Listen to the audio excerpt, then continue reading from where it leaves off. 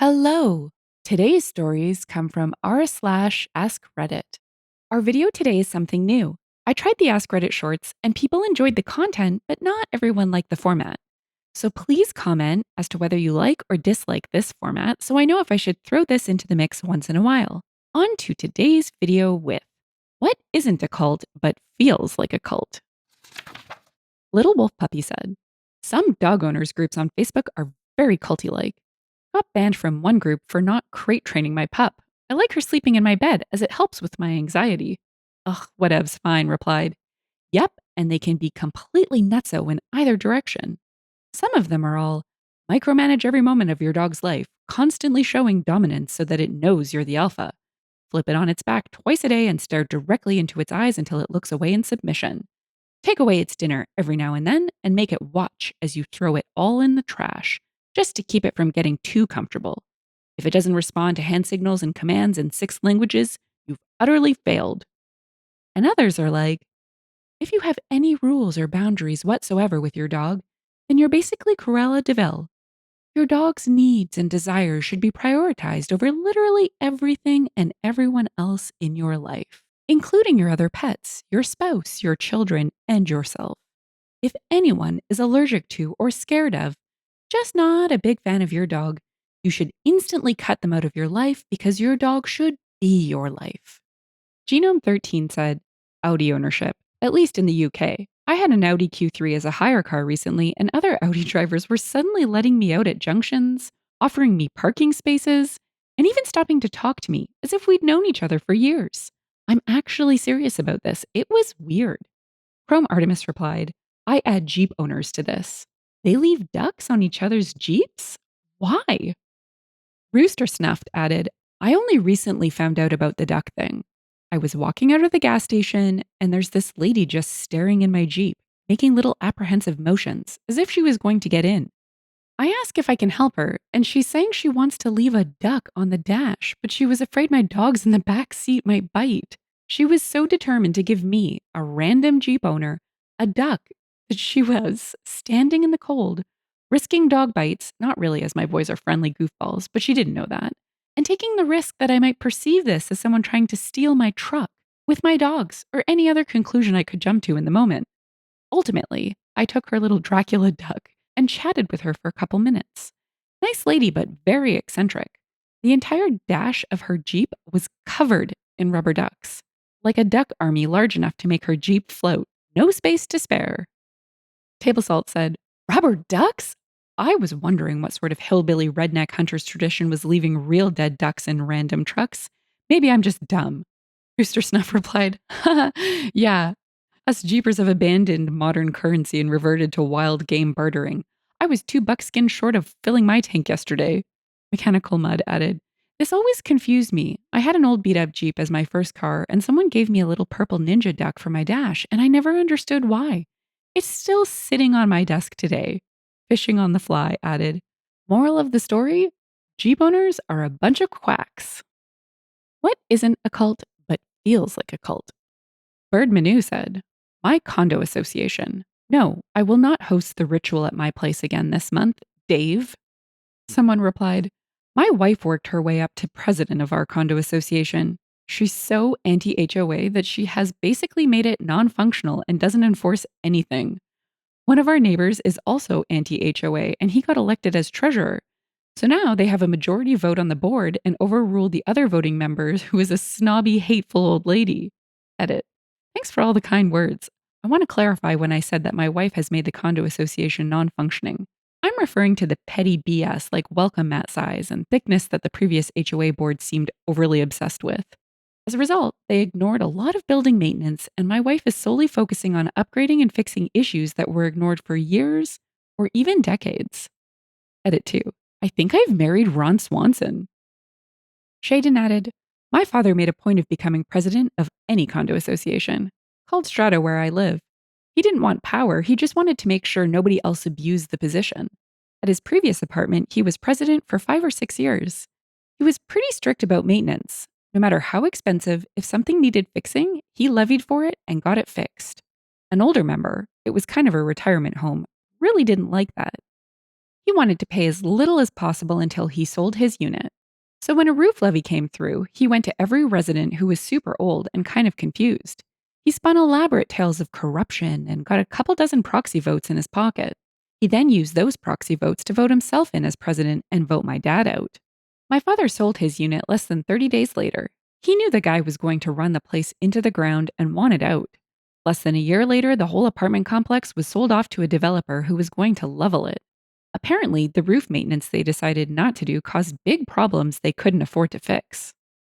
Adept Reserve said, "This is so common. Our old condo HOA got fined thousands by the city and almost sued by owners because there was earthquake damage, bad roofs, hills sliding into the street below, and all sorts of structural issues because of a board president who didn't want to raise fees. He either did non permitted repairs to save money or ignored expensive issues. Hint, if they're not saved for, they don't go away. They just get more and more difficult and expensive to fix. I don't want anyone telling me what color my front door can be, but actual maintenance costs money, and any decent homeowner would spend as much or more on maintenance without an HOA." What isn't a cult but feels like a cult? Dolly Princess said, "Mommy groups, and even specific groups, like a cult within a cult. Joined a cloth diapering group. I was excommunicated for using Pampers at night. Breastfeeding? If you aren't nursing till 4, bye." Casey Jones, 84, added, "My wife just left one. For a while, she found some feeling of belonging when she was feeling lonely at home. However, it wasn't worth the toxicity. Even by social media standards, there were some mean, indoctrinated people in there." Pleasure Mango said, "I have a good friend like this who is always trying to win motherhood. We have similarly aged kids, and I'm a pretty laid back parent for the most part, so I make an effort to not compete in any way. She is a great mom. I can't argue with that. But the more I avoid the competition, the more intense her parenting hacks become. She now has an entire household economy based on pom poms that her kids have to earn and then pay back for things as simple as going outside or reading a book. Apparently, this is supposed to teach them something. And apparently, asking my kids to do chores to earn actual cash is somehow harming their psychology. But I couldn't tell you how or why." Someone replied, "To maybe answer your last sentence, if I remember correctly, the reasoning some people say or think it's bad when you tell your children to do chores to get money is because then it incentivizes them to only work hard if there is a reward at the end. And I'm not here to argue which is right because I can see both sides, kinda. For example, maybe your kid will only clean their room or do their chores if they will be getting paid. If not, then they will be messy or something like that. But I can also see it as a good thing as well because then your kids will learn they should only work hard if they are getting compensated, which could help them later in their career, where they don't provide free labor just because." Pino Expectation said, "My parents only paid for chores when I needed cash. So the basics, like keeping my room clean, getting good grades, basically doing whatever I was told, wasn't paid. That's your job as a kid," was their response. But anything extra had a monetary value.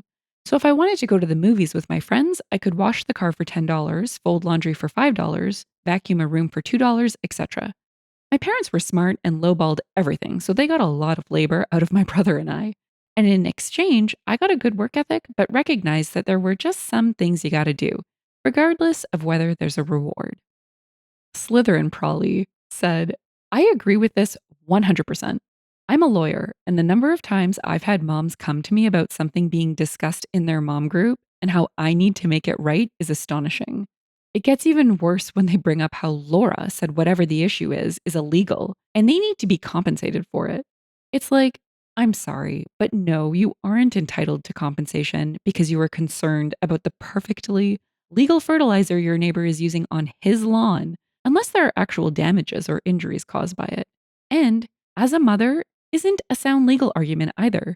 Guardian of Asgard added, "Well, as a mother, you're obviously wrong, and we'll need a dozen other lawyers' opinions." Poplar Dem said, "An acquaintance of mine got called out in the most glorious fashion when she got sucked into the local Facebook mommy group. She posted asking for mom knowledge of how to handle a teething baby and got the insane responses you would expect. Giving the baby hard liquor, putting special crystals around the house, you name it. Her husband caught whiff of the insanity and instead of waiting to get home that evening, replied to the post. Perhaps you could ask your husband, the pediatric dentist. He probably has actual proven medicine for this situation." I don't know what he said when he got home that night, but she never publicly posted in the mommy group again, probably to the benefit of their son. Abby Fick replied, My favorite natural teething remedy I've seen suggested is putting an egg in a baby sock and nailing it over the door to baby's room.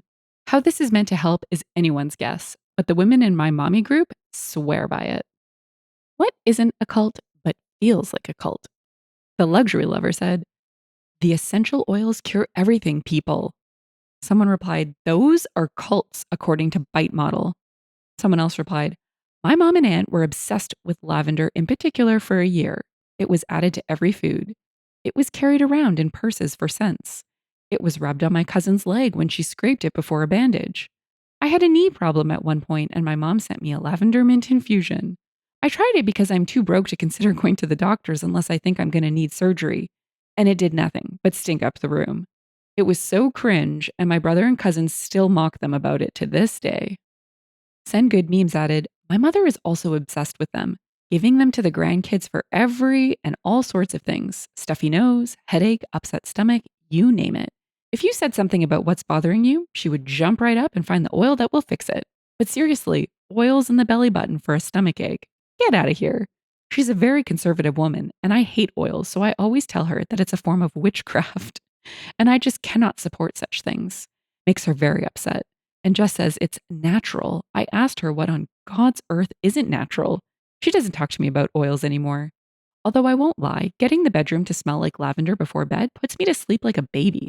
But I would never tell a soul. In response to the lavender effect disowned by my mother said, "Lavender and other things like that do have therapeutic properties for some things. Lavender has been shown to have calming properties and help some people go to sleep faster. It is not a cure all for everything. Nothing is." What isn't a cult but feels like a cult? Chemical Psycho said, "As a PhD student, I have to say academia. It feels like a cult and a multi level marketing scheme at the same time." Edit to add more perspective. I just encountered too many people in their mid to late 30s doing their third postdoc with no life savings to their name, working 70 to 80-hour work weeks on subpar pay over a decade. They were sold the image that someday they will get a tenured position, although the probability of it happening is just so low. Yet some of them vehemently defend the sanctity of a career in academia and believe that they have a moral high ground in undertaking such a sacrifice, whilst complaining about the side effects. To add to that, public funded research paper paywalls, research paid by tax money is not accessible to taxpayers, lack of reproducible published results, endless cycle of writing grants and publishing with no end use, research fields that never translate well into industry, thereby making it hard, read impossible, to switch to industry.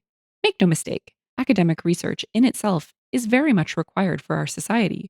Renewable energy, studies on global warming, pharmacy, whatnot. But from the perspective of a sustainable career, it just doesn't feel right.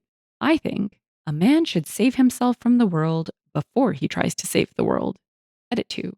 For people asking me who wrote the quote, I wrote it for this answer. No Propulsion said, "I got a PhD. Academia is just a grind. Initially, I thought I wanted to play that game. I went after and won non sufficient fund grants. Then I realized my PI wrote grants to get money to hire students to do research, so you could get grants to get money to hire students to do research, so you could get grants. To be successful, you need to always work. Work life balance was a joke. No one in my cohort went into academia." Blake Lividly added, "It breaks people. I've seen rising stars in academia crushed to dust by the third dead end, underpaid postdoc, seeing their ideas used by industry to make billions, or their work turned into trainings that others make money from, or being pressured to abandon discovery for the benefit of human knowledge to replace it with industry driven BS. That's the science field. Don't even get me started on psychology. What's been done to that field? Goodness, the studies coming out are so bad. While Facebook and Meta and Amazon and clinics, Medicaid and CMS insurance companies are running insane data collection and experimentation with no ethics board involvement, it's a nightmare. Academia is a shell of its former past, so incredibly sad. Yes, I know that studies before ERBs were also awful. That's why we got ERBs, and now most human behavior studies on the level of mass propaganda and mind control and misinformation campaigns are done by industry with no oversight, putting us back to before ERB days. Ethics review boards. Don't forget to let me know your thoughts on this format, and let me know which one you thought was most on point, or add your own if you feel so inclined. I think my favorites were the HOAs and the mommy groups, but mostly because I think they have a propensity to be filled with self righteous know it alls. And we all know how much I get a kick and a laugh out of those sorts. If you've enjoyed the story and would like to hear more, consider liking, subscribing, and leaving a comment. Thanks, and bye for now.